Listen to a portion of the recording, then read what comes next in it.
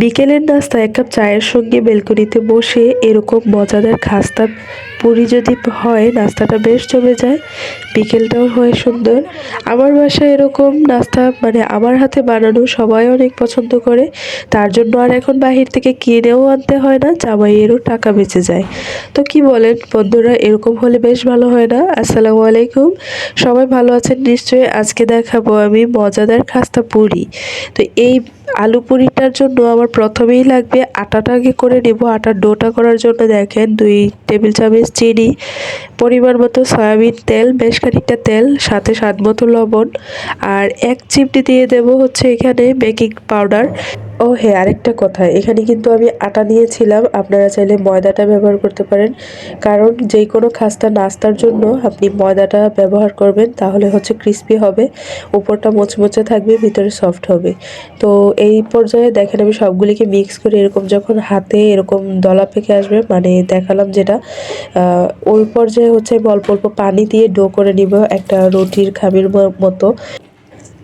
আপনারা বুঝতে পারছেন কিনা জানি না, আমি কিন্তু অনেক অসুস্থ, আমার ভয়েস শুনে হয়তো বা বুঝতে পারবেন। প্রচুর ঠান্ডা লেগে আছে, তার জন্য কথা বলতে একটু অসুবিধা হচ্ছে। আশা করি আপনাদের সমস্যা হবে না, শুনতে যদিও একটু খারাপ লাগবে। তো যাই হোক, এখন কিছু মরিচ ভেজে নিচ্ছি, শুকনা মরিচ। তো আমি এখন ভর্তাটা বানাবো, তার জন্য লবণ, তারপর অল্প পরিমাণে ম্যাজিক মশলা আর হচ্ছে মরিচ ভেজে নিয়েছি। পেঁয়াজগুলা কিন্তু আমি কাঁচাই দিয়ে দিব, কোনো সমস্যা নেই। তো আপনারা চাইলে ধনিয়া পাতা দিতে পারেন, আমি আমার বাচ্চাদের জন্য ধনিয়া পাতাটা দেই নাই। ওরা খাওয়ার সময় যদি ধনিয়া পাতা দেখে না, ওরা খেতে চায় না, কেন জানি আমার ছেলে মেয়ে খায় না। তো দেখেন আমি এখন এটাকে কিভাবে সিল করি, এটা হচ্ছে একটা ইম্পর্টেন্ট জিনিস। এই জায়গাতে যদি আপনার ভালো করে মানে পোরটা কভার না করেন, তাহলে কিন্তু পোরটা বের হয়ে যাবে, আর ভাজার সময় চতুর্দিকে গুঁড়া গুঁড়া হয়ে বের হয়ে যাবে পোরটা, তখন ভাজতে অসুবিধা হবে, পুড়ে যাবে। তো এখন আমি একে একে সুন্দর করে এটা আস্তে আস্তে সাবধানে করতে হবে, যেন পোরটা বের হয়ে না যায়, তার জন্য সুন্দর করে এভাবে খুব সাবধানে করবেন, আলতো হাতে।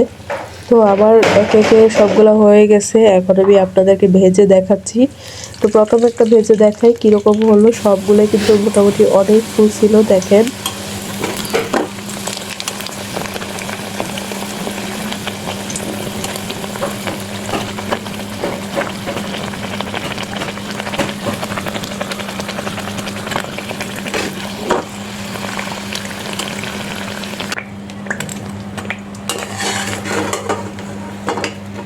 তো দেখেন কত সুন্দর হয়েছে উপরটা। তো একটা নামিয়ে নিলাম, এবার আমি বাকিগুলোকেও সেমভাবে উঠিয়ে দেবো। এটাকে আসলে একটু সময় নিয়ে ভাজবেন, তাহলে অনেকক্ষণ ক্রিস্পি থাকবে, নরম হয়ে যাবে না। আর হচ্ছে আপনারা ময়দাটা ব্যবহার করবেন, তাহলে অনেক ক্রিস্পি হবে। দেখেন কতটা সুন্দর লাগছে, অনেক ফুলেছিল। আমার প্রত্যেকটা পুরি কিন্তু খুব সুন্দর করে ফুলেছে, আর হচ্ছে ভিতরটা নরম সফট, আর উপরেরটা ছিল একদমই ক্রিস্পি। আজকের আলু পুরি রেসিপিটি যদি ভালো লেগে থাকে, অবশ্যই একটা লাইক কমেন্ট করে জানিয়ে যাবেন। আর আজকের ভিডিওটা এখানে শেষ করছি। সবাই ভালো থাকবেন, সুস্থ থাকবেন। আসসালামু আলাইকুম।